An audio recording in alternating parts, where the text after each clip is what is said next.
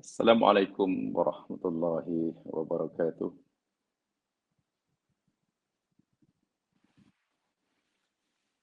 Innal hamdalillah nahmaduhu wa nasta'inuhu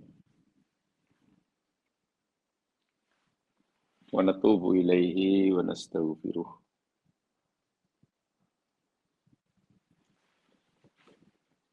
Wa na'udzu billahi min syururi anfusina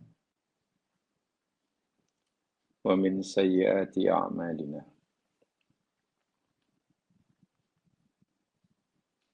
May yahdihillahu fala mudilla lahu wa may yudlil fala hadiya lahu.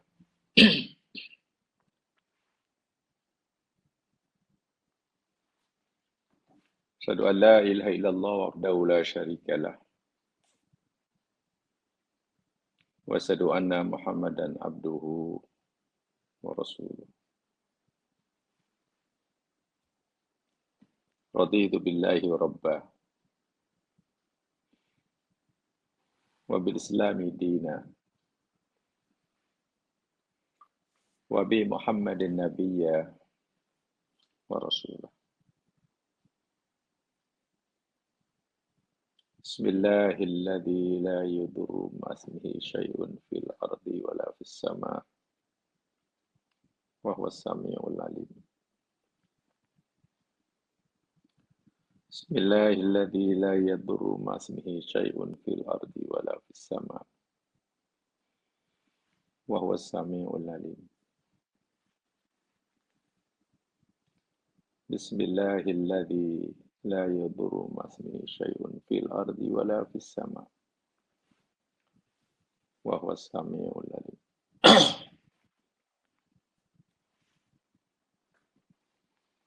Allahumma tahhir qulubana minan nifaq wa a'malana minar riya' wa alsinatana minal kadhib wa a'yunana minal khiyanah. Innaka ta'lamu kha'inatal a'yun wa ma tukhfis sudur. Amin. Allahumma amin.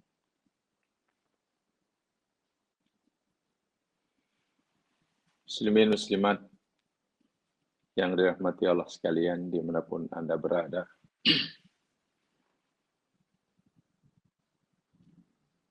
Semoga Allah Subhanahu wa taala senantiasa memberikan kita kekuatan, kemampuan untuk terus istiqomah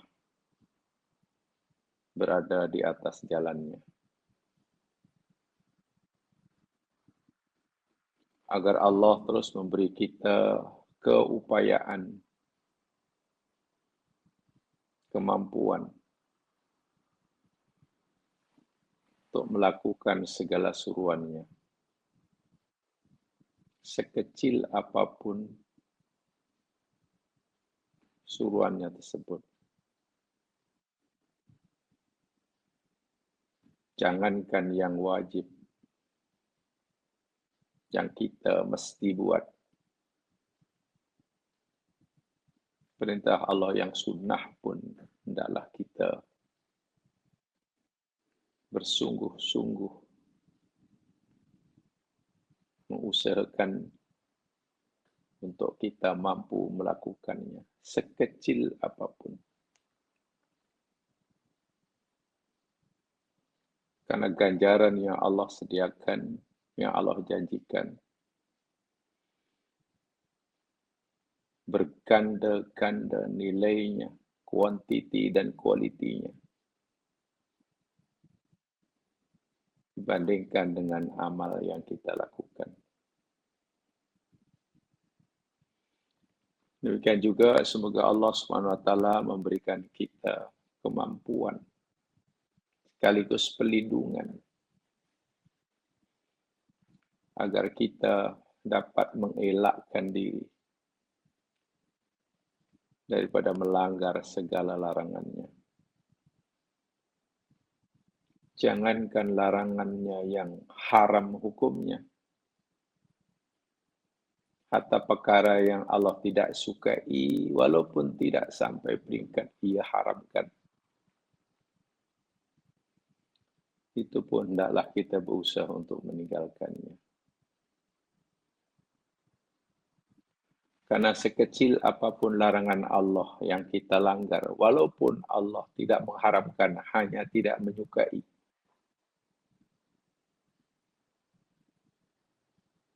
ilmu fiqh kata makruh hukumnya, ia sangat besar keburukannya di sisi Allah. Sebab itulah kita di samping terus meningkatkan kefahaman kita, menambahkan ilmu tentang agama, jangan lupa tingkatkan amal, tambah bekalan. Dan bekalan yang kita akan bawa di akhirat itu amal. Ilmu penting, wajib dicari.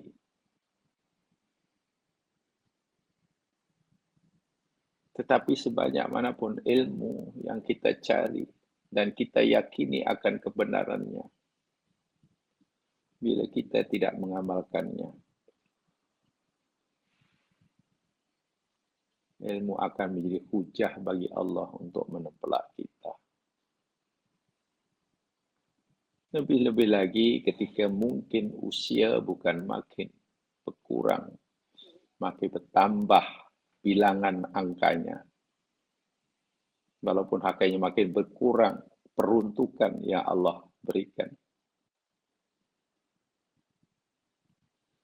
Meningkatkan amalan berdasarkan ilmu yang kita ada, hendaklah diberikan keutamaan.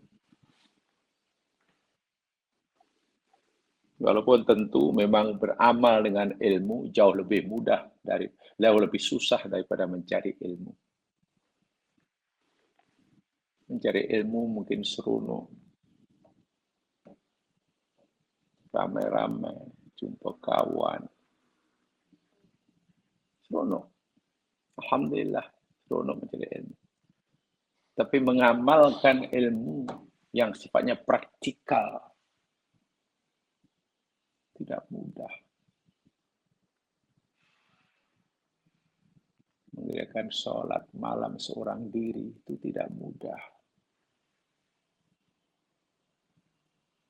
Puasa sunat ketika semua orang tidak puasa itu tidak mudah.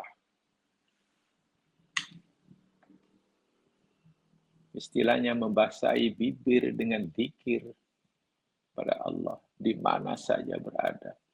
Itu bukan perbuatan yang mudah. Apalagi bila dikaitkan dengan amalan hati. Sabar terhadap musibahnya. Ridho terhadap qada dan qadarnya. Syukur terhadap setiap anugerahnya. Sentiasa meyakini bahwa Allah berlaku adil kepada dirinya. Memberikan yang terbaik untuknya. Sungguh pun apa yang dialaminya sesuatu yang tidak menyenangkan. Bayangkan. Menyayangi Allah ketika Allah kabulkan semua hajat kita. Mencintai Allah, memuji Allah ketika doa kita dikabulkan. Itu relatif lebih mudah. Daripada menyayangi Allah, memuji Allah. Bahkan mungkin sujud syukur kepada Allah.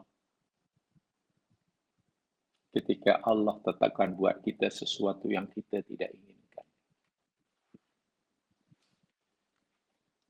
Tapi apakah hanya kerana apa yang Allah tetapkan buat kita sesuatu yang kita tidak inginkan?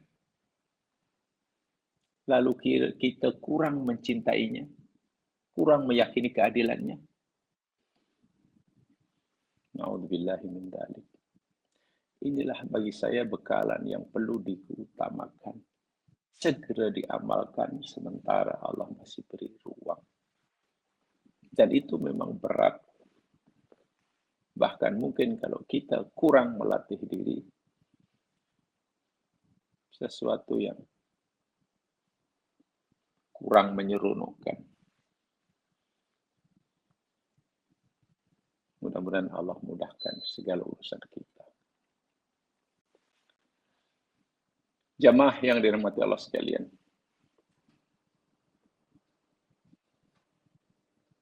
Dengan izin Allah Subhanahu wa taala, insyaallah kita akan teruskan siri tadabbur kita surah Yusuf.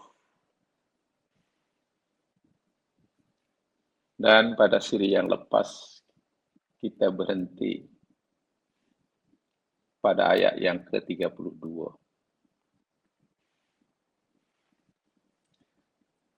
Kalaulah kita boleh simpulkan daripada ayat-ayat sebelumnya hingga ayat 32 kemuncaknya, pengajaran yang boleh kita ambil, ia merupakan satu upaya usaha yang berterusan yang dilakukan oleh Imra'atul Aziz untuk mencari alasan pembenaran. Untuk cari alasan untuk bagi menjustify perbuatan salahnya. Usaha yang bersungguh-sungguh berterusan nak pastikan semua orang yang ada di luar sana yang mengetahui perbuatan salahnya memahaminya, memakluminya. Bahkan mungkin ia berharap yang di sana dapat menerima, menganggap itu patut dilakukan oleh untuk mengurangi bersalah. Ini namanya iktidar. Dia buat salah bukan ditingkatkan rasa bersalahnya agar menimbulkan rasa penyesalan, kemudian bertaubat. Kita orang Islam lah. Dia malah mencari-cari alasan untuk mengurangi rasa bersalah. Dan tengok akhirnya, ya bolehlah dikatakan Ibnu Abdul Aziz berjaya. Ketika perempuan-perempuan yang sebenarnya telah menebarkan berita keburukan yang dilakukannya, mengakui sendiri. Patutlah, bahasa kita mungkin perempuan itu kata, patutlah orang yang macam tu. Yusuf rupanya itu. Kalau dia tergila-gila itu memang patutlah. Kita pun terkerak-kerak jari tak rasa. Sebab itulah akhirnya dengan penuh kesombongan, kalau boleh katakan begitu, keangkuhan, Imra'atul Aziz berkata, "Ya fadzalikunna alladzi lumtunnani bih." Itulah kamu belum tahu keadaanku yang sebenarnya. Kamu sudah cela aku, sudah hebahkan, sudah viralkan. Sekarang tengok. Kamu rasa orang seperti aku patut tak melakukan seperti itu? Ya, perempuan-perempuan yang sebelumnya celanya, angguk-angguk, ya, betul. Rupanya aku lebih teruk daripada engkau. Ini namanya pembenaran. Ini namanya iktizar. Ini masih alasan untuk membenarkan perbuatan salahnya. Dan orang yang seperti ini, hingga bila-bila tidak akan merasa bersalah, jauh sekali akan minta maaf, jauh sekali akan tengok bagaimana. Baliknya, billah. Jangan diikuti cara tindakan, cara berpikir Imratul Aziz ketika ia sudah terlanjur melakukan perbuatan. Dan ini dilakukan daripada awal lagi, tengoklah. Ketika ia istilahnya tertangkap basah oleh suaminya, didapati ketika Yusuf nak keluar pintu. Terus dituduhnya Yusuf. Yusuf terus dijadikan mangsa. Dahlah ia jadi mangsa. Kegagalan ia mengawal nafsu libidonya. Sekarang pula malah dituduh ia menjadi puncanya.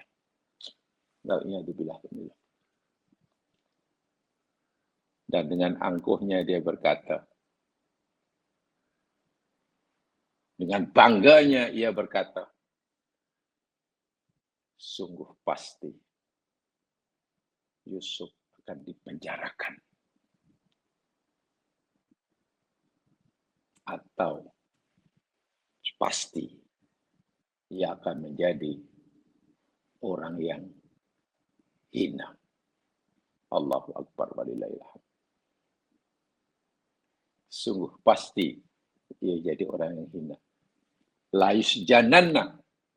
Itu pakai nun taukid tsaqilah. Maknanya pasti. Dia merasa yakin, merasa mampu memenjarakan Yusuf. So itu la yusjananna. Pakai nun taukid tsaqilah. Atau apabila dia sudah pasti Yusuf itu jadi orang hina, orang tercela, tercemar namanya, hilang harga dia dalam pandangan rakyat Mesir, harap-harap itulah yang diharapkan oleh Imratul Aziz, seperti itulah. Dia mengharapkan nama dia tetap harum dalam pandangan rakyat Mesir, seperti Yusuf diharapkan namanya hancur, tercemar. Seorang anak muda yang tidak mengenal budi, ibaratnya. Adakah pasti begitu bila dipenjarakan? Belum tentu. Sebab itu di situ gunakan nun taukid khafifah. Yang boleh lihat. Walayakunam minas sogirin. Walayakunam. Itu asalnya, kalau takilah, walayakunanna. Walayakunanna. Kalau takilah. Karena nun taukid khafifah, tasdid dibuang, jadi walayakunan. Lalu nunnya dibuang, ditukar dengan fathah tanwin. Mereka yakin mampu menjaga Yusuf. La yusjananna. Tapi mereka sebenarnya tidak yakin apakah dengan dipenjara Yusuf, nama Yusuf nanti hancur, harganya hancur. Dia sendiri pun tak yakin, sebab belum tentu. Jika mereka percaya sekalipun mereka Yusuf nanti namanya akan hancur. Nama dia tetap dihormati, tetap baik. Tidak. Baik. Sekarang kita baca ayat berikutnya. Ayat yang ke-33. Ini menarik lagi. Kemauan isteri pembesar Mesir, cita-cita dia untuk menjaga nama baiknya dengan memangsakan Yusuf. Yusuf jadi mangsa, bukan hanya mangsa keserakahan nafsu birahinya, tapi sekarang jadi mangsa masuk penjara bukan kerana apa-apa kesalahan. Itu kezaliman luar biasa. Yang diharapkan, aku menang, dia kalah, namaku tetap baik, nama dia hancur.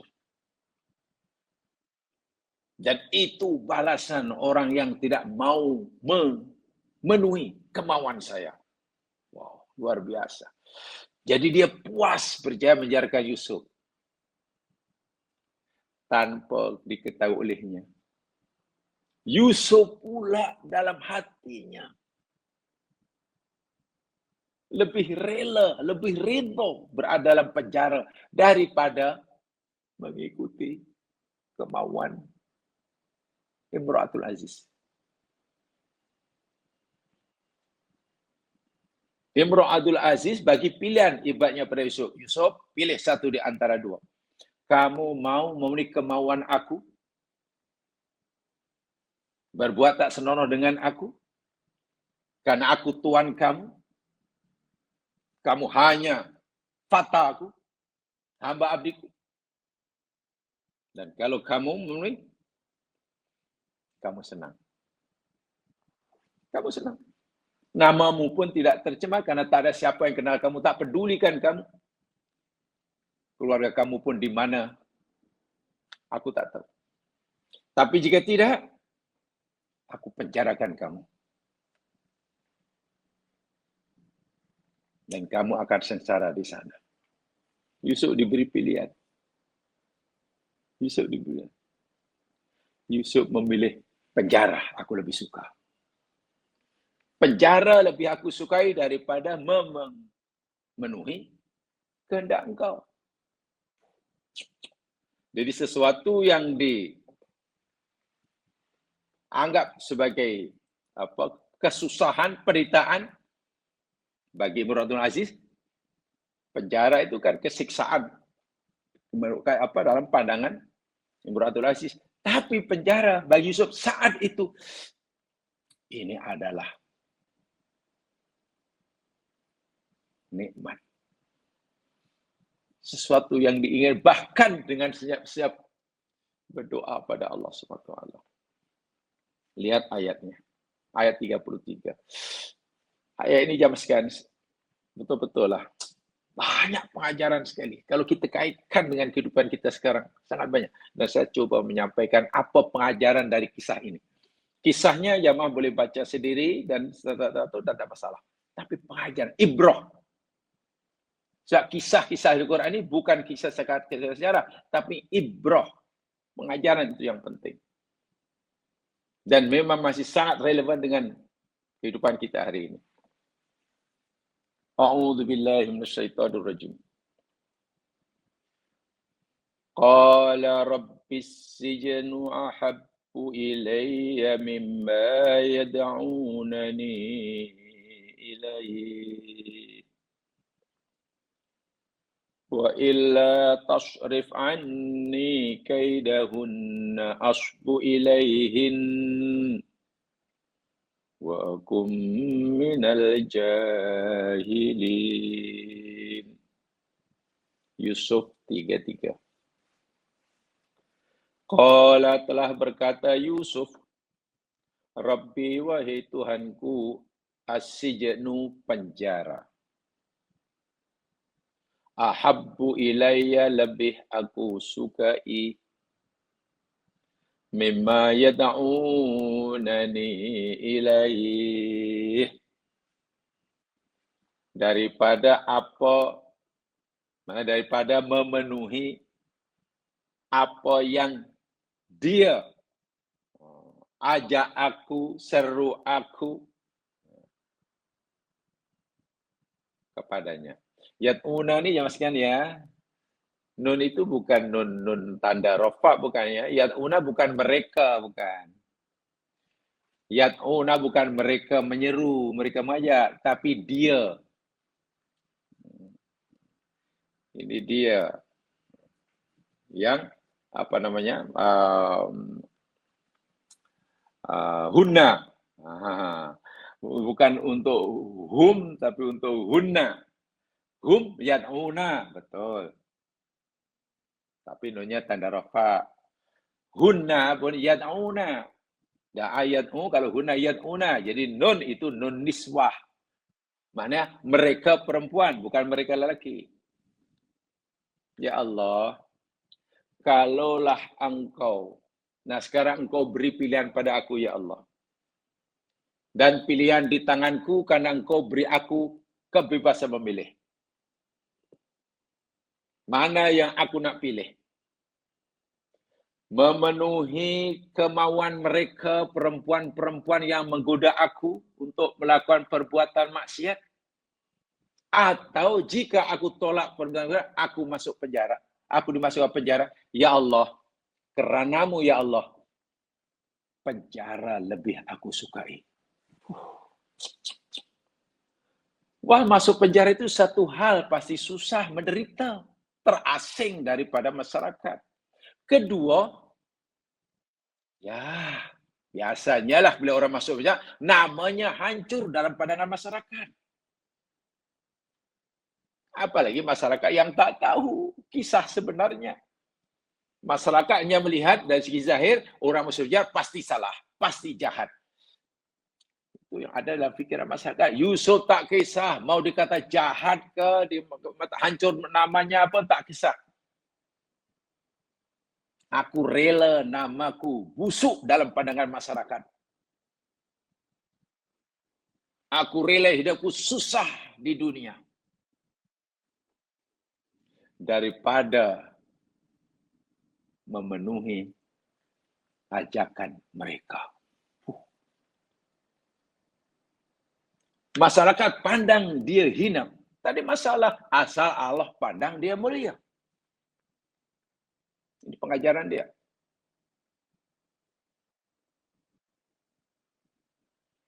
Hamdun nasi la yadurruka.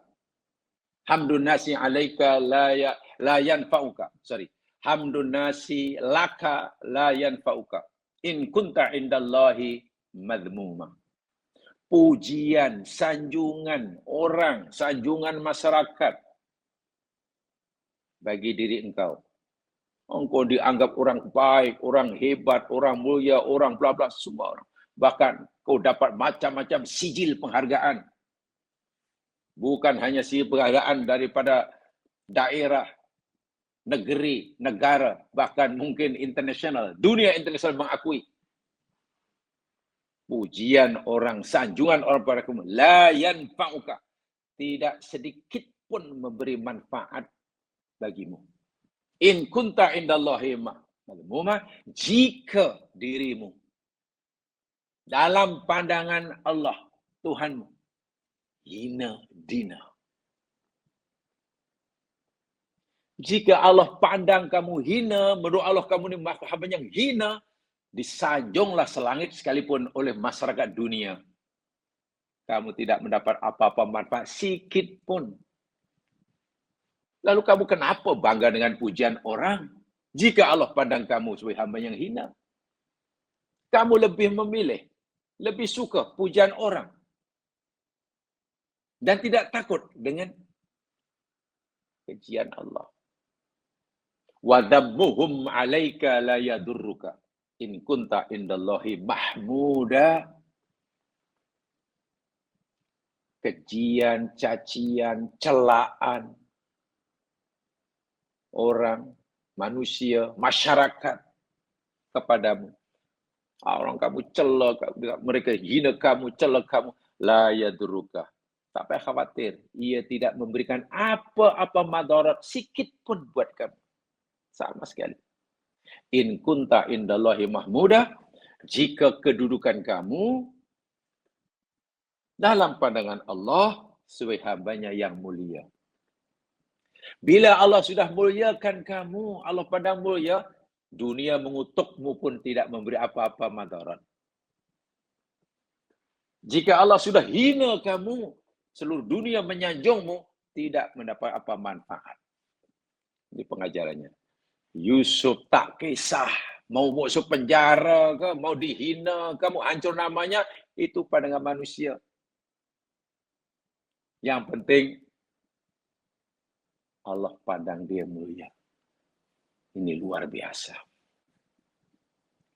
Nah, seperti inilah yang agama, tadayun seperti inilah yang tidak mudah.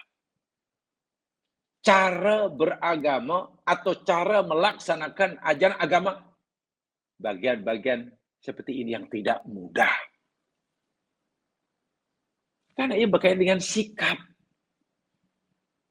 Oke, Allah suruh kita puasa sunat, katalah. Lalu kita puasa sunat, alhamdulillah, bagus. Tapi relatif lebih mudah. Ya. Allah suruh kita baca kitabnya, Al-Quran. Lalu kita baca, alhamdulillah.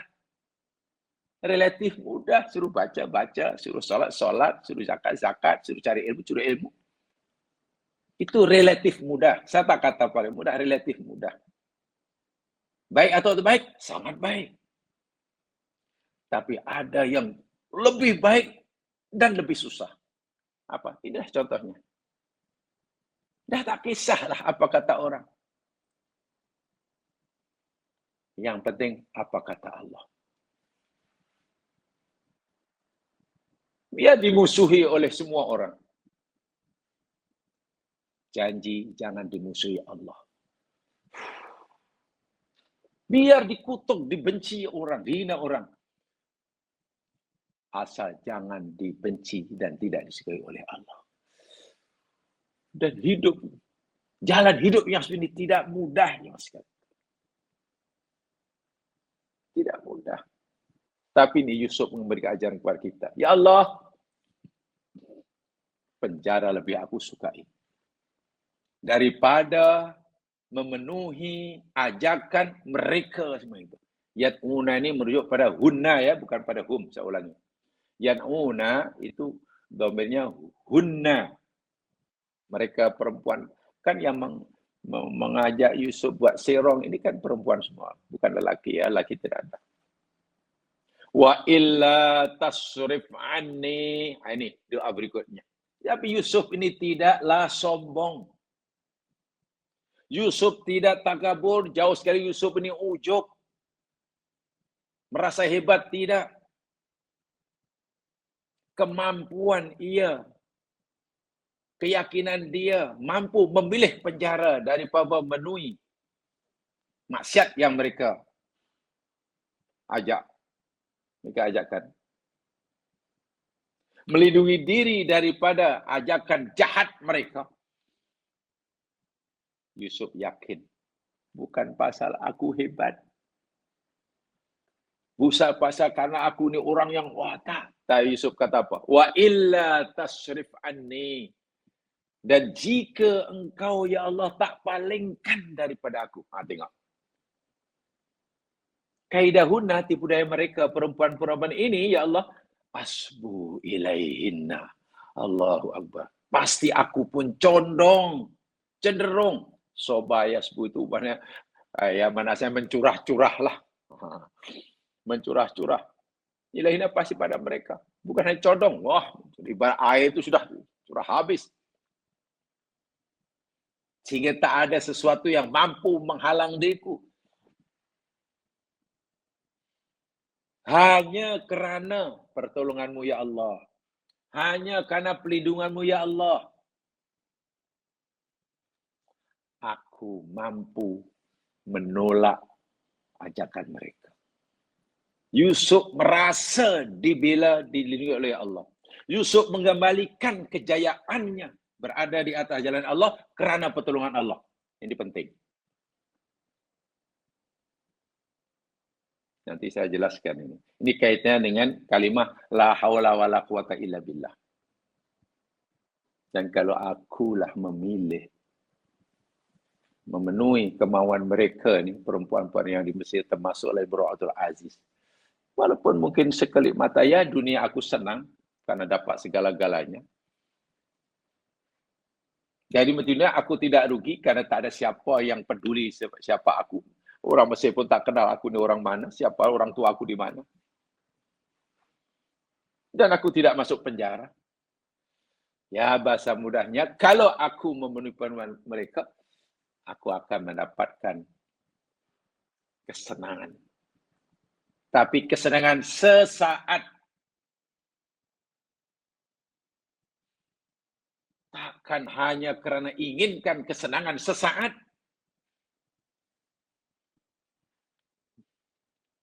Dan akhirnya ia akan mendapatkan kesengsaraan yang lebih dahsyat di akhirat.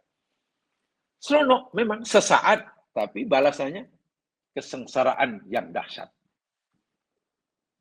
Dan kalau itu yang aku pilih, ya Allah, betul lah aku ni bodoh. Jahilin. Bodoh. Mungkin IQ aku tinggi. IQ aku mungkin 250. Paling tinggi, atas lagi lah. 200 lebih.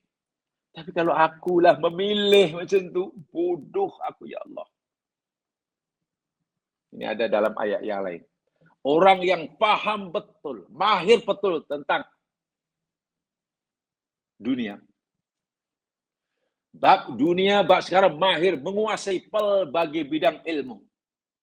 Ilmu apa pun dikuasai bab dunia. Tetapi jika orang buta akhirat, Allah masih kata mereka ini orang bodoh. Ya, Quran kata. Boleh nanti kita tunjukkan ada masanya. Kalau ada kesempatan saya tunjukkan ayat. Sebaliknya kalau masalah dunia taklah faham sangat, faham sikit-sikit sajalah. Dia bukan pakar ekonomi, dia bukan pakar keuangan, dia bukan pakar undang-undang, dia bukan pakar macam-macam, tak punya kepakaran lah dunia. Tahu sikitlah, tahu uang tahulah, makan tahulah, masak tahu. Tapi jika orang tu faham akhirat, ini orang yang pandai. Sahabat-sahabat Nabi je masih pada zaman Nabi. Ada mereka tu pakar-pakar bab dunia. Tak ada. Ya mungkin karena ilmu waktu itu ilmu tadi belum diperlukan sangat seperti sekarang. Tapi mereka ini ahli surga semuanya. Sekarang umat akhir zaman nak cari orang pakar. Bukan susah. Idza talabta faqihan wajadtahu katiran. Kalau hari ini kita nak cari orang pandai. Pandai apalah? Pandai undang-undang, pandai hukum, pandai seni lukis, pandai keuangan, pandai apa saja dah. Pandai ilmu agama, pandai ilmu apa. Anda akan dapati banyak. Keluar aja, oh dia jumpa itu. Oh, ramai. Ya. Idza talabta qari'an wajadta hum la tuhsa. Kalau Anda nak cari orang yang pandai membaca, pandai mengkaji, pandai baca Quran, pandai baca kitab, pandai baca buku-buku, teori-teori apa, banyak. Ya, betul banyak. Tak terkira. Tapi bila Anda hendak mencari orang yang membuatkan Anda sentiasa ingat Allah. Bila Anda hendak mencari orang yang sentiasa menunjukkan kekurangan diri Anda. Wajadtahu qalilan. Pasti Anda hanya makan sikit. Sikit. Dan bila Anda sudah temui orang itu, pegang tangannya erat-erat, mana jangan lepaskan. Orang pandai banyak. Orang ilmu luas banyak. Dalam semua bidang ilmu. Dan kita boleh temukan di merata tempat kita boleh berkawan dengannya. Tapi nak jumpa dan berkawan dengan orang yang bila jumpa saja, jumpa orang ini, membuat kita dekat dengan Allah. Membuat solat kita jadi lebih khusyuk. Membuat mata hati kita jadi celik, terang benderang, melihat aib diri sendiri. Membuat kita, bekalan belum cukup. Walaupun sudah beribadah pada Allah, walaupun sudah khatam Quran 10 kali. Merasa bekalan belum cukup untuk jumpa Allah. Merasa diri masih penuh noda dan kesalahan. Walaupun sudah seharinya 100 kali istighfar. Jumpa orang membuat kita seperti itu. Dalam hadis ada kan? Ketika Nabi ditanya, siapa orang paling baik? Ala ukhbirukum man khiyarukum? Mau tak aku beritahu kamu siapa orang paling baik di antara kamu? Siapa apa? Ya benar ya Rasul. Siapa yang terbaik dekat dia? Yang begitu. Idza ru'u dzikrallahu ta'ala. Orang yang baik daripada kamu, yakni orang yang apabila dilihat atau kamu melihat dia, kamu jadi ingat Allah. Ingat dia, ingat Allah. Ingat dia. Jadi orang tu dah macam Ya, apa yang hebatlah. Belum cakap kita, Allahu Akbar, ya saya banyak salah kepada Allah. Saya banyak dosa pada Allah. Kalau saya masih sikit, tengok orangnya sih. Itu mana orang hebat. Kalau kita jumpa orang alim, jumpa orang pandai ilmu, belum tentu kita ingat itu. Belum tentu. Walaupun orang jadi alim itu disuruh. Rajin baca Quran disuruh. Ibadah.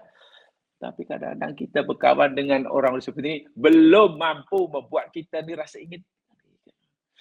Hati kita semakin celik, mata kita semakin celik, mata hidup kita semakin jelas. Dan kalau jumpa orang seperti ini, karena jumlahnya tidak ramai, pegang erat-erat. Siapa pun orangnya. Orang kampung ke orang bandar ke orang kaya, orang miskin, orang popular tak popular, kawan terus. Yusuf tengok. Tak apa, saya tak nak berkawan dengan dia orang. Mereka kaya raya, iya. Mereka punya segudang, iya.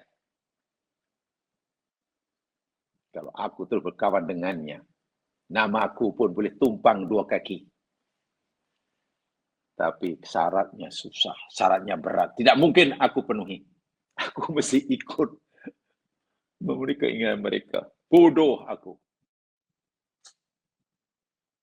Jamaah sekalian. Baik. Sekarang kita coba uraikan apa pengajarannya. Pertama sekali saya ingin sampaikan begini jamaah sekalian. Saya baca apa adanya dulu ya. Ay as-sijna an-sijna ahabu ilayya. Yusuf berkata, ya Allah, penjara lebih aku sukai. Faddala sina ala ma fihi min alami wasyidah wa dhikin nafsi ala ma yad'unahu ilahi min al-istimta'i bil mar'atil hasanatin nafisah ala ma fihi min al-ladzat. Yusuf mengadu pada Allah, ya Allah, penjara lebih aku sukai. Yusuf mengutamakan, melihat penjara itu lebih utama, lebih patut didahulukan, lebih layak untuk dipilih sebagai pilihan pertama. Sedangkan dalam penjara itu penuh dengan kesakitan, kesusahan. Dikin nafsi, hidup pasti susah. Daripada memenuhi ajakan mereka. Al-istimta, bersenang-senang. Bil mar'atil hasanah, dengan perempuan rupawan. An-nafisah, bangsawan. Hartawan. Tentulah kalau berkawan dengan mereka terus, Masya Allah. Alamafi minal-ladat. Jadi ketika Yusuf memberitahu kepada Allah, atau berdoa pada Allah, menjahirkan sakwa, mengadu pada Allah, bahawa penjara itu lebih disukai daripada al-istimta' bil mar'ah, musta'malu fi insa'ir ridha bis-sijni. Yusuf sebenarnya sedang menzahirkan, sedang mengekspresikan keridoannya. Ridho tanpa ada rasa kecewa, sedih dengan penjara. Jika dengan sebab masuk penjara adalah jalan satu-satunya saat itu untuk mendapatkan ridha Allah.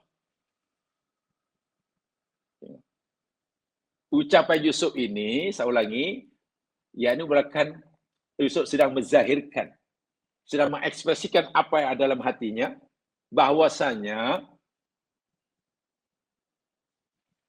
jika masuk penjara yang penuh dengan kesusahan hidup, kesempitan hidup, yang tak terpikirkan, mungkin tidur di lantai yang tanpa alas, makan tak apa adanya, itu pun 10 hari sekali katakanlah. Baik Yusuf tak apa. Kesusahan seberat apapun, aku akan lalui, dan itu keutamaan bagiku. Kalau itulah satu-satunya jalan saat itu untuk mendapatkan ridha Allah. Jadi untuk mendapatkan ridha Allah, bukannya rupa-rupanya pada waktu bagi Yusuf bukan dengan jalan yang terbentang luas, dibentangkan permaidani merah, tak ada. Yusuf rela mengarungi jalan yang berliku-liku, terjal, penuh dengan kerikil-kerikil tajam. Tak apa, yang penting ridha Allah. Wattaba'ut an mahali. Menjauhi apa yang Allah haramkan. Idla fa'idata fi bari ma ya'lam ma fi nafsihi.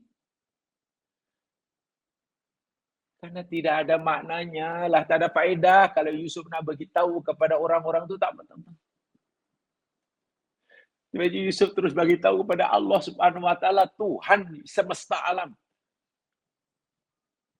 Ingat ya, ayat ke-30 ini bukan ucapan Yusuf memberitahu kepada Imratul Aziz dan perempuan-perempuan yang coba memfitnahnya.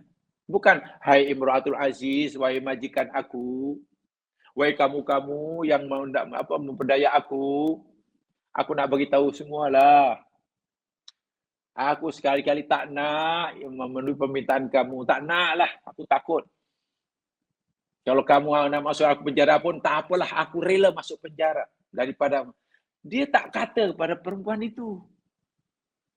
Tapi Yusuf terus mengadu pada Allah karena ini masalah ada dalam hati.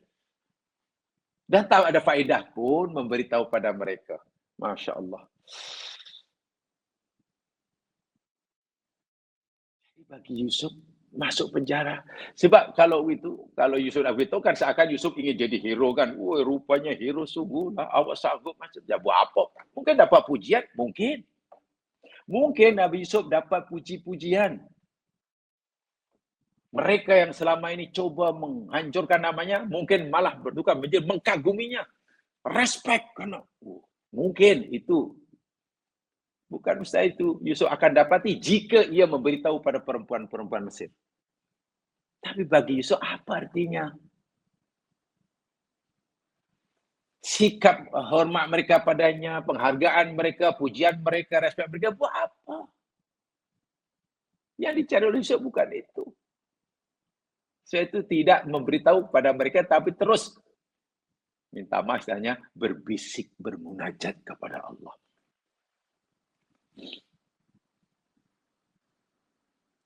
Ya, kita boleh bayangkanlah. Ketika Yusuf baca doa ini agaknya kuat atau perlahan. Mungkin masih perlahan sih. Dia bercakapnya dengan Allah. Takkan perlu kuat-kuat. Tak perlulah memekik-mekik. Baik, itu satu. Bagi saya sangat penting ya.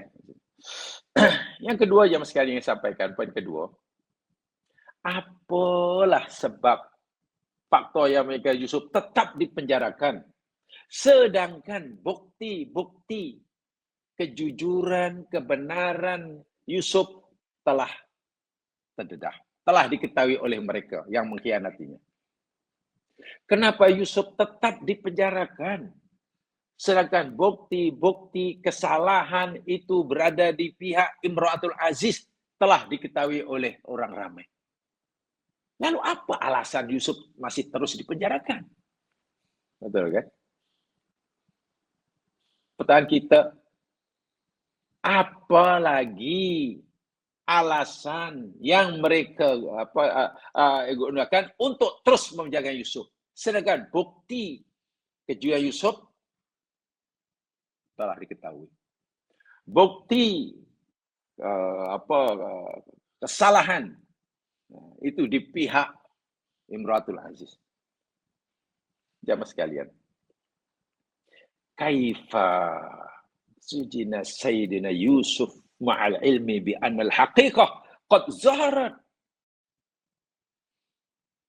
Bagaimanalah Yusuf masih terus dipenjarakan sedangkan bukti telah nyata, telah zahir kebenaran Yusuf. Ketika satu di buktinya jam sekian ya. Salah satu bukti bahwa Yusuf ini pihak yang benar dan tidak ada yang meragui sedikit pun. Kalau bahasa sekarang lah, Orang yang terus mendakwa Yusuf melakukan salah untuk penjarakan ini tak cukup kuatlah. Gagal meyakinkan mahkamah. Gagal meyakinkan mahkamah. Kalau sekarang tolak sepatutnya kes itu. Kalau masuk mahkamah, tolaklah awak memfitnah. Tolak mentah-mentah. Dan surah Yusuf ayat 28 dahulu ya. Ayat 28 yang lepas. Dan di sana ada satu peristiwa, satu dari bukti yang Yusuf ini jujur ya. Falamma ra'a qamisahu qudda min duburin qala innahu min kaidikun inna kaidakunna azim. Tatkala Al-Aziz melihat baju Yusuf koyak dari belakang, terkoyak belakang, penguasa Mesir, suami Imratul Aziz, yang jabatannya cukup powerful. Karena saya sebagai kalau bahasa ketua polis negara Mesir waktu itu. Hebat. Terus berkata pada istrinya, nampaknya semua ini tipu daya kamulah, istriku. 100% aku yakin. Semua ini adalah tipu daya kamu. Perbuatan kamu. Kamulah yang memulainya daripada alif hingga sekarang ini. Inna kaiduna kaidakun azim. Sungguh tipu daya dan siasah kamu ini sangat-sangat dahsyat. Itu sudah jelas lah. Sudah jelas. Sehingga dalam ayat nanti, ayat ke-35 nanti ya, insya Allah. Sebab karena kisah sejarah yang masih ada. Bila kisah sejarah ini sebenarnya kita memahaminya tidak boleh satu ayat. Jadi kena melihat semuanya. Tadi contohnya, saya kaitkan ayat 28. Bahwa kita sudah sampai ayat 33. Tapi ayat 33 ada kaitannya dengan nanti ayat 35 yang belum sampai. Untuk menjawab pertanyaan, kenapa Yusuf masih tetap dipenjarakan, sedangkan telah nyata, terbukti dengan nyata, lagi jelas, lagi terang, tanpa ada keraguan. Yusuf ini di pihak yang benar 100%. Perempuan Mesir yang berada di pihak yang salah 100%. Ya, ayat yang 35, nanti kita akan sampai. Tumma badalahu min ba'di ma ra'aul ayat. Kemudian nampaklah bagi mereka. Jelas bagi mereka. Bahwa Yusuf itu benar, Yusuf itu bebas sepatutnya. Ba'da min ba'di ma ra'aul ayat. Setelah mereka melihat tanda-tanda, bukti-bukti, keterangan. Keterangan apa namanya nih, saksi yang beri kesaksian. Baju majikan sendiri, bosnya sendiri. Itu Allahu Akbar. Termasuklah keterangan perempuan yang mengerat-ngerat, memotong jari-jarinya. Itu semua berpihak pada Yusuf. Yusuf adalah benar. Tapi walaupun Yusuf benar, la yasjununnahu hatta hin. Sungguh mereka tetap saja akan memenjarakan Yusuf. Ilahin. Hingga masa yang tertentu. So, apa masalahnya? Nah, ini mungkin ada kaitan dengan kehidupan kita hari ini. Atau jangan-janganlah yang banyak berlaku pada hari ini sama dengan apa yang dialami oleh Yusuf dahulu. Oleh pemerintah pada zaman Yusuf berkuasa terhadap Yusuf. Jawabannya, pertama kata Imam At-Tabari, saya bacakan tafsir Tabari. La yusjanannahu layah jununnahu ila waqtil adi. Dalam ayat 35 bahwa Allah Subhanahu wa taala berfirman, mereka pasti akan penjara Yusuf hingga waktu tertentu. Ya Nafi Rahim, wa ana sabab habsi minasi kana sakwa mra'atil aziz ila zaujihi amruha. Punca Yusuf dipenjarakan bukan karena kesalahannya, bukan. Yusuf dipenjarakan bukan karena bukti yang meyakinkan, tidak. Saya kata 100% Yusuf itu jujur, 100% istrinya salah. Kalau begitulah realiti dia, seperti mana kata Allah di dalam ayat yang ke-35 nanti. Lalu kenapa Yusuf tadi dipenjarakan? Kata Imam At-Tabari, punca Yusuf tetap dipenjarakan yakni karena syakwa imra'atil aziz. Tengok bagaimana arrogantnya perempuan ini.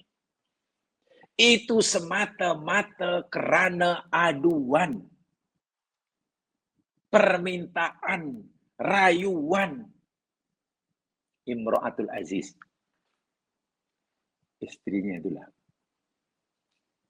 Ya, saya gunakan bahasa anak muda-muda lah. Itu semata-mata karena permintaan, rayuan, aduan membesar ni. Ya, pada suaminya. Suaminya ada kuasa.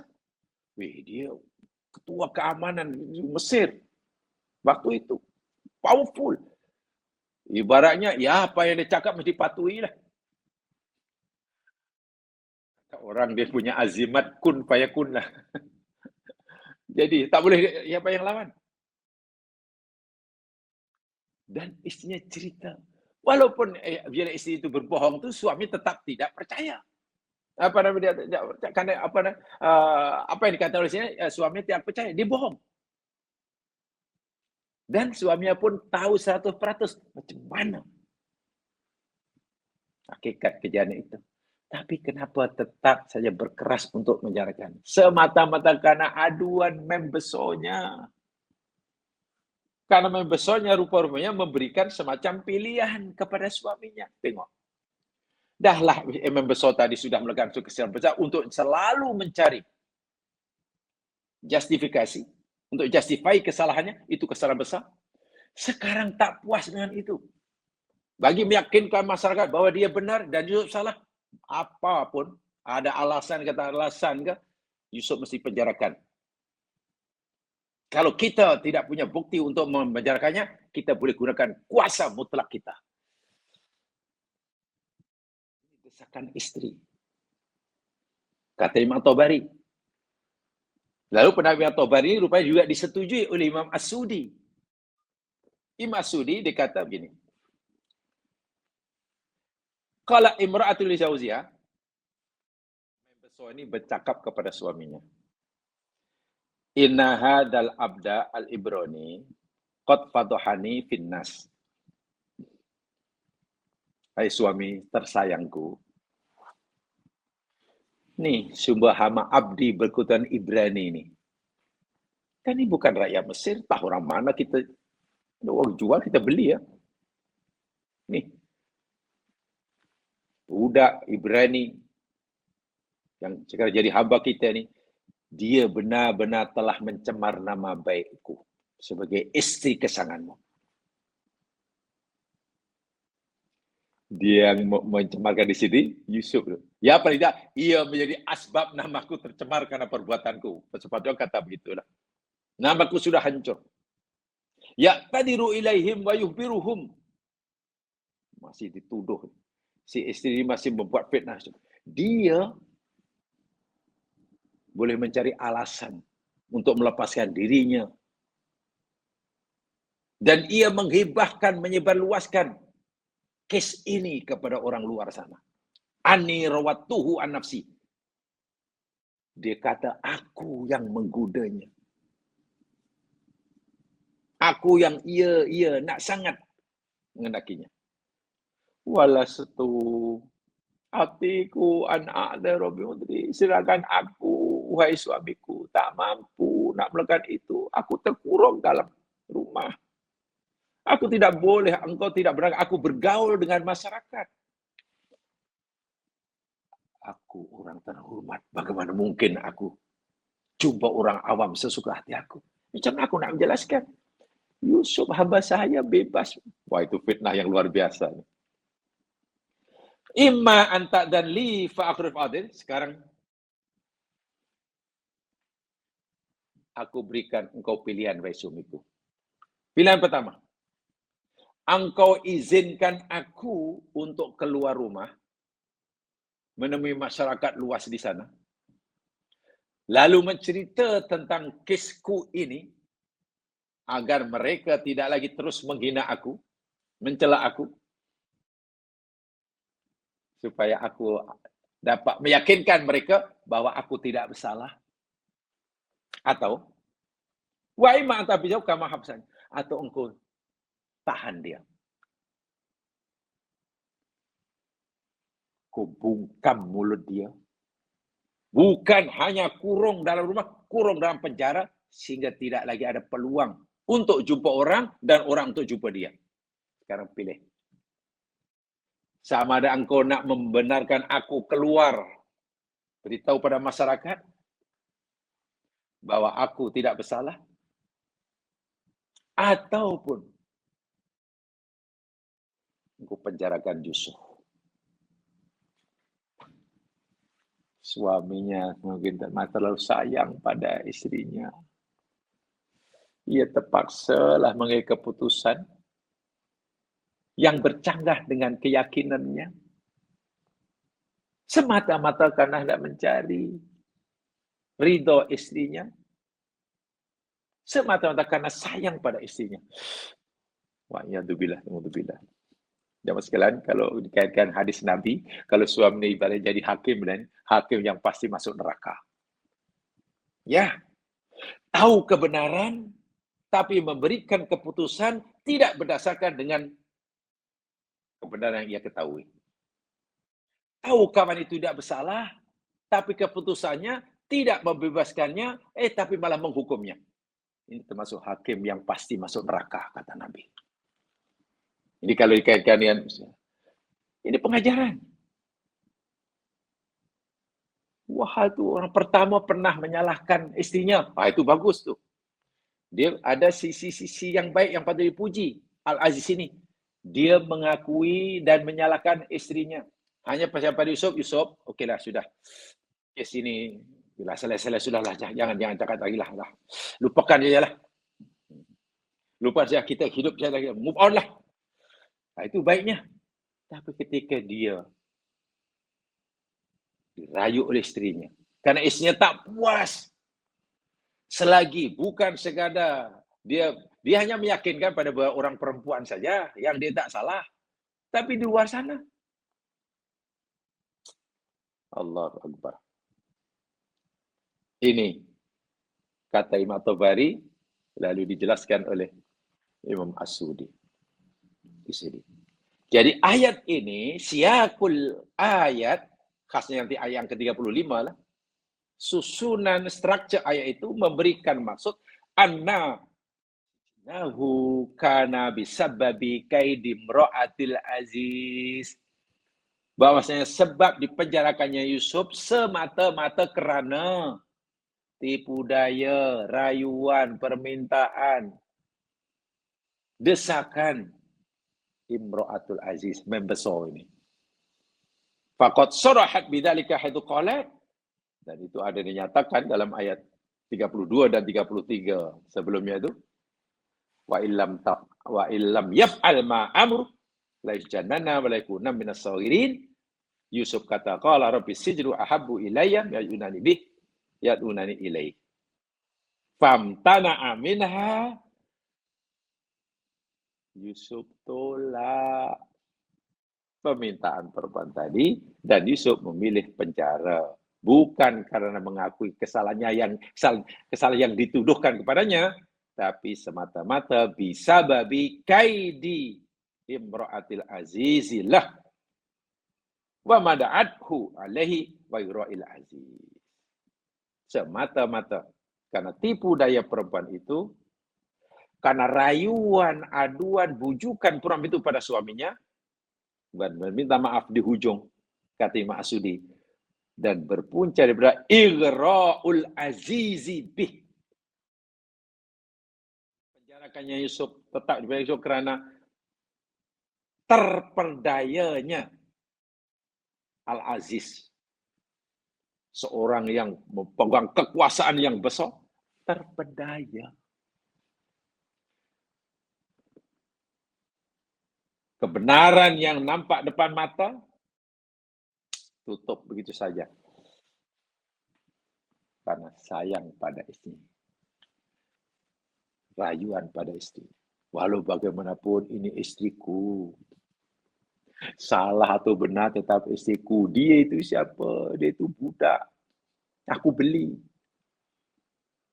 Asal usulnya pun kami tak tahu. Allah, takkan aku nak bela. Inilah kita dihadapkan ini. Kepentingan diri sendiri. Sama ada kita nak mengutamakan kepentingan diri sendiri, kepuasan diri, atau kebenaran. Kita selalu dihadapkan ini. Kalau aku mengutamakan kebenaran, habis. Aku rugi. Tapi kalau aku ingin mengutamakan kepentingan aku di sini, kebenaran aku mesti tolak, aku mesti abaikan. Ini ujian hidup yang berat. Bukan bagi Yusuf saja. Ini pertama saya katakan bukan bagi Yusuf ya. Ini bagi si penguasa. Sama ada suaminya atau istrinya. Tepatnya bagi yang berkuasa. Macam mana? Kalaulah aku utamakan kebenaran, ya saya tak ada apa-apa keuntungan. Apa keuntungan aku? Nama aku pasti terjejas. Mana mungkin aku berkuasa, tiba-tiba istriku pula rupanya curang. Bukan hanya segera mencurangi diriku. Lalu di mana aku nak letak muka? Istrinya juga mengamuk. Aku ini perempuan yang terhormat. Sangat dihormati selama ini. Namaku harum, dipuji orang. Ramai orang ingin, bukan hanya ingin kenal, ingin jumpa pun. Tak semua orang mampu. Tiba-tiba hancur hanya karena ini budak yang tak tahu asal usul dari mana. Itu untuk haddun nafsi namanya. Itulah haddun nafsi. Tak nak korbankan apa? Kebenaran aja dikorbankan. Lagi pula kebenaran hanya beri pada seorang, itu pun hanya hamba abdi kita. Allahu Akbar. Itulah namanya mengutamakan dunia. Itu macam itulah. Hubud dunia itu macam itulah. Hubud dunia bukan semata-mata, bukan maksudnya cinta kepada duit, suka duit, perlu rumah. Bukan. Hubud dunia itu macam inilah. Sikap. Kaitan dengan sikap. Bukan karena, oh saya perlu duit lah, saya suka rumah ini, saya nak suka kita nak beli. Itu bukan hubud dunia. Dunia ini bukan merujuk pada benda. Di mana-mana saya sampaikan perkataan ad-dunya, al-hayatu dunya dalam Al-Quran tidak ada merujuk pada benda, kepada material, bukan. Tapi masalahnya bahasa Arab ad-dunya, dalam Al-Quran al-hayatu dunya, dalam bahasa Melayu pun ada kalimat dunia. Lalu kita memahami kalimat ad-dunya dalam bahasa Al-Quran dengan memahami kalimat dunia dalam bahasa Melayu. Ya larilah. Jadi itu orang kata, awak ni apa cari dunia je. Keluar pagi, balik malam, mati dunia. Tak cukup-cukup ke? Kalau mati pun mati tak bawa dunia. Ucapan itu kan menunjukkan bahawa yang mengucapkan itu memahami dunia itu benda. Ya, wang ringgit ke, rumah ke, untuk rumah kita. Tak. Tidak ada. Dunia bukan begitu. Menurut Al-Quran kalau jamaah nak tahu, tengok 5720. Surah Al-Hadid ayat 20. Disitulah Allah menyatakan apa hakikat al-hayatud dunia. La lazitata. Itu yang saya pernah sampaikan di mana-mana. Dunia itu ya nih, la lazitata. La pertama laibun, la kedua lahwun, zi ketiga zina, ta yang ketiga jadi tafakhur, dan ta yang kelima, ta yang terakhir, yakni takatsur. Lalazitata. Jadi dunia itu letaknya pada sikap kita. Kalau kita ingin menjadikan kereta untuk bermegah-megah, untuk bersenang-senang, muaskan nafsu, itulah dunianya. Dunia itu yang di sini, bukan keretanya. Sebab kereta boleh menjadikan manfaat, Masya Allah. Masya Allah, faedah boleh jadi sarana untuk mendapatkan amal ibadah. Tapi kereta yang sama juga boleh Mungkin digunakan untuk menambahkan bebanan, memuaskan surga. Jadi jangan salahkan keretanya, jangan salahkan TV-nya, jangan salahkan rumahnya. Mudah-mudahan itu dipahami dengan betul lah. Kalau belum paham nanti tanya kepada yang mengajar bagian Qalbun Salim itu kita ulang. Sebab sedih, kalau dahulu pernah saya singgung sikit dalam ayat berapa kita tentang zuhud tu. So, karena pemahaman itu pun masih lari lah, belum mantap sehingga kadang bingung mau. Dia kata zuhud macam mana? Tok guru tu dia kata zuhud, haji zuhud.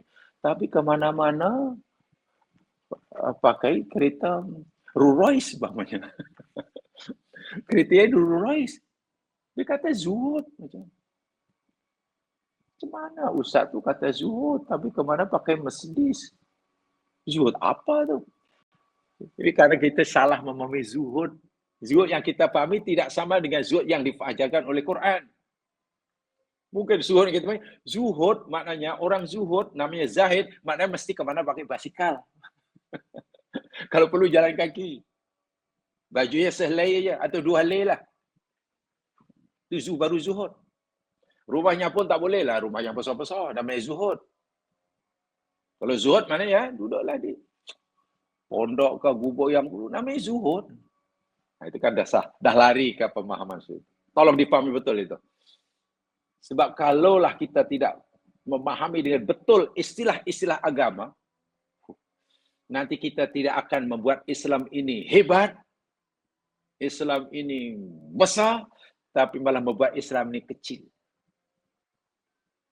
Istilah-istilah agama yang dahulu diajarkan oleh Nabi para sahabatnya, sahabat menjadi generasi yang cemerlang, percaya dunia akhirat, tapi istilah-istilah agama yang Nabi ajarkan dahulu, bila kita tidak ajarkan, kita tidak fahami dengan betul, mungkin akan menjadikan masyarakat mundur. Contoh kecil, saya yakin. Tidak suudon lah, tapi mungkin lah. Katakanlah pengajian.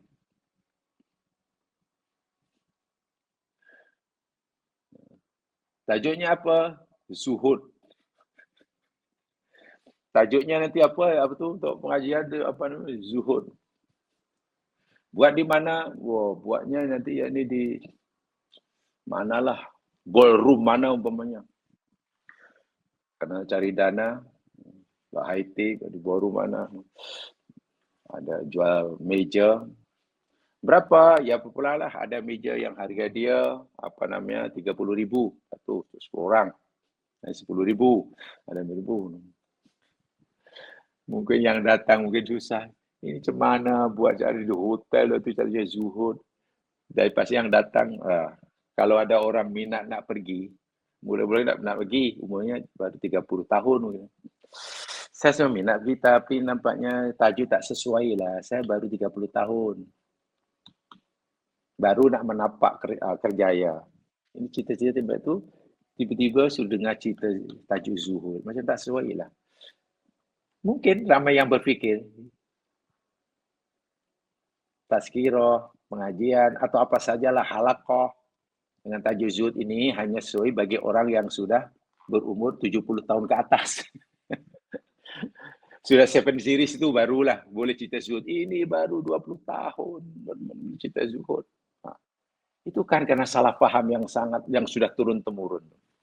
Zuhud itu sesuatu yang wajib dipelajari, diamalkan oleh setiap muslim bermula balik.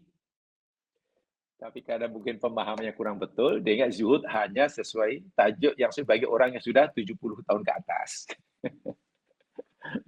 Qanaah begitu juga. Ini bahaya, bagi saya tidak begitu. Tidak begitu. Itu perlu diluruskan ya. Cari ilmu yang boleh meluruskan pemahaman yang mungkin kurang lurus itu. Baik, itu kata Imam Sudi. Memperjelas kata Imam At-Tabari. Kata Ibnu Katsir. Ibnu Katsir coba memberi jawaban juga. Pasal apa Yusuf tetap dipenjarakan? Sedangkan sudah nyata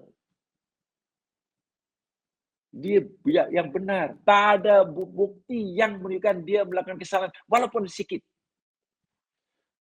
Badalahum minal maslahah fi ma ra'au annahum yajnuna ilahin.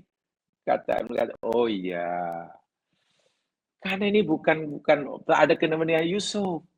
Penjara atau tidak ini sebenarnya tidak akan, ini lebih berkaitan kepentingan mereka. Yang ada kuasa ini. Khasnya istri pembesar ini. Ketika mereka melihat salah satu cara untuk terus menjaga marwah kita, keluarga kita, pembesar kita ini orang besar, penjarakan aja lah.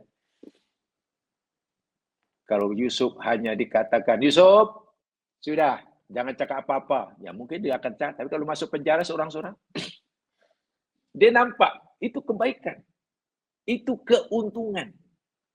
Itu peluang keemasan yang tidak boleh dilepaskan begitu saja.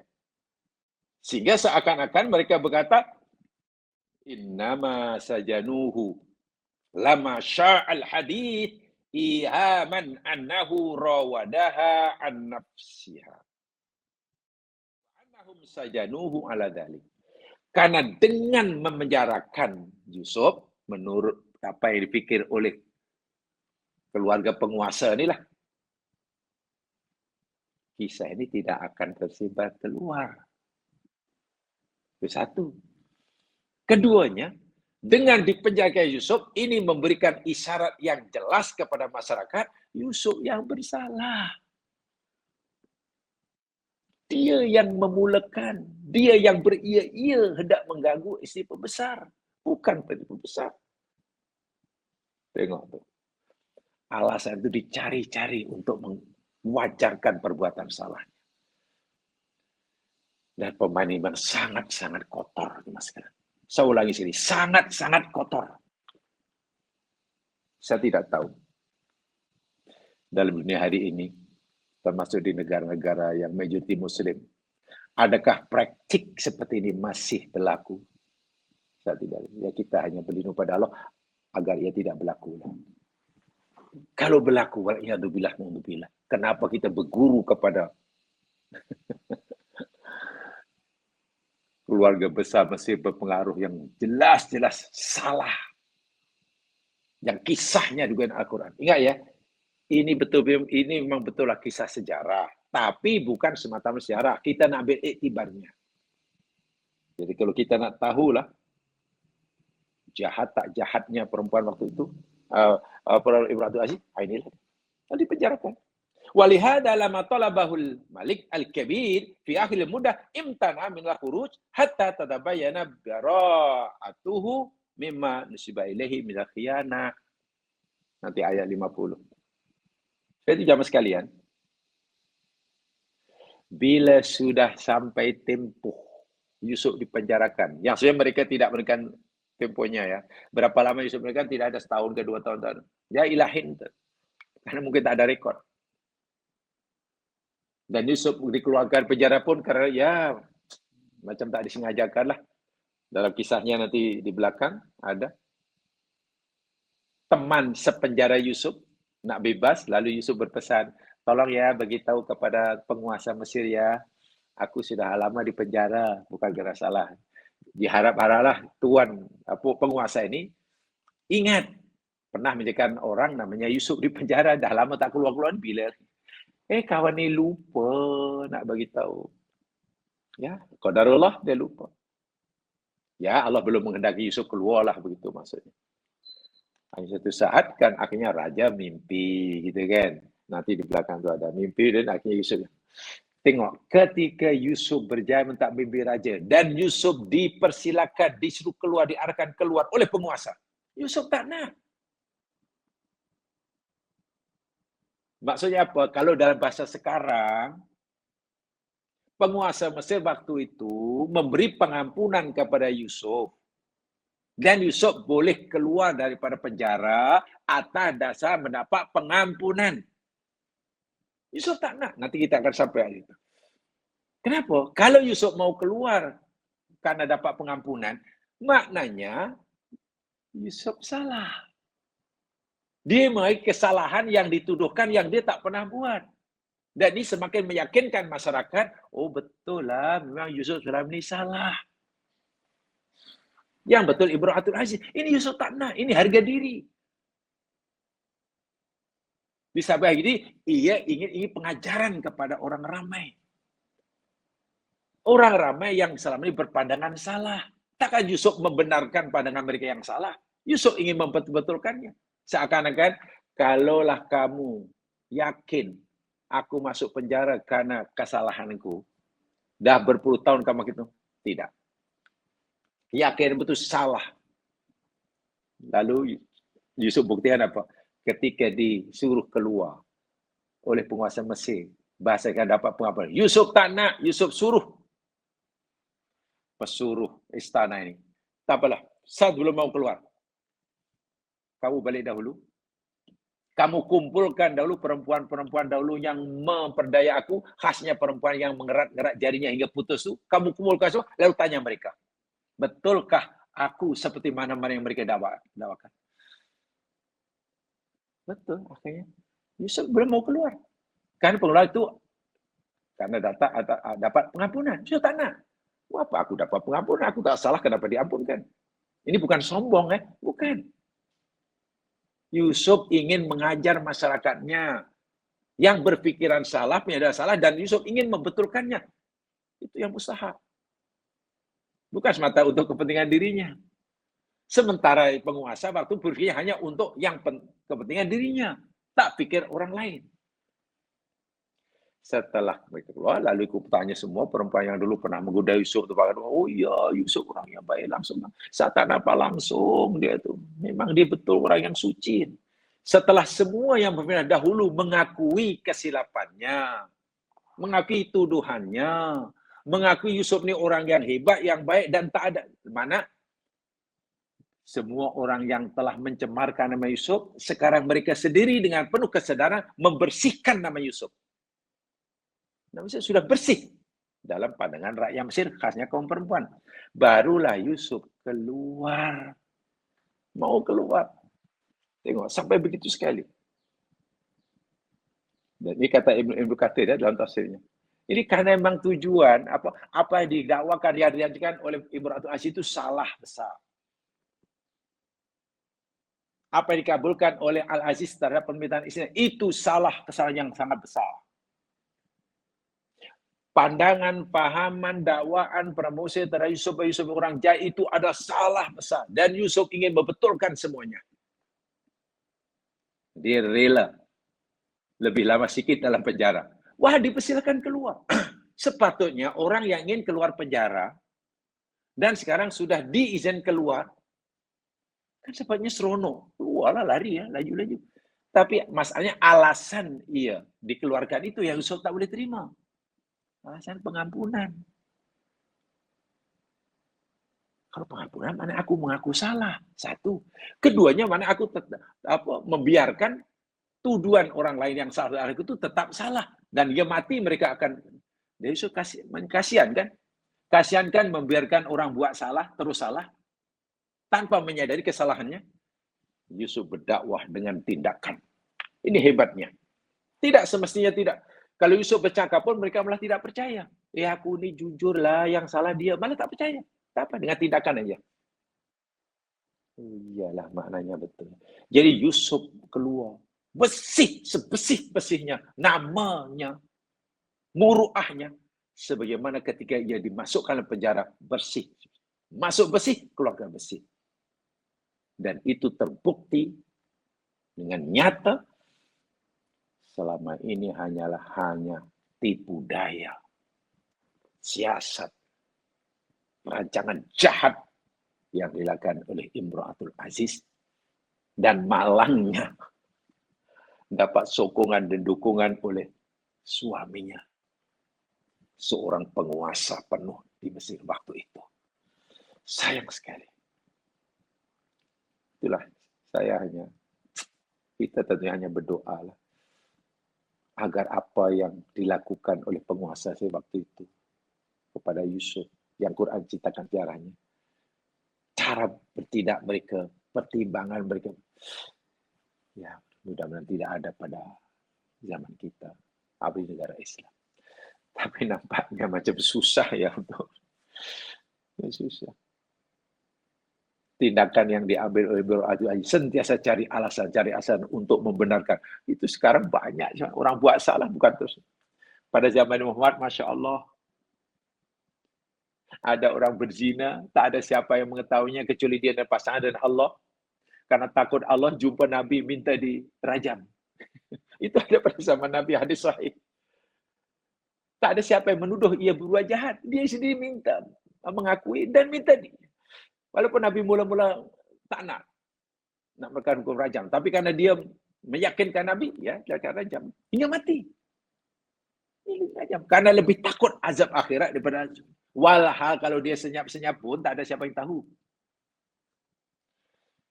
Itu luar biasa pada zaman Nabi, jemaah sekalian. Kejujuran keimanan. Jadi, apa kata Allah itu yang paling utama, paling penting daripada apa kata manusia. Ini pengajaran yang paling penting dalam hidup. Surah Yusuf ini satu dari poin yang penting.